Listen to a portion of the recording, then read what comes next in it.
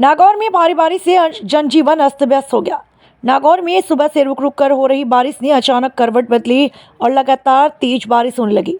निचले इलाकों में पानी का भराव हो गया, जिससे सामान्य जीवन अस्त व्यस्त हो गया। किसानों की कड़ी मेहनत की कमाई पर प्रकृति ने बेरहमी से धाराशाही कर दिया।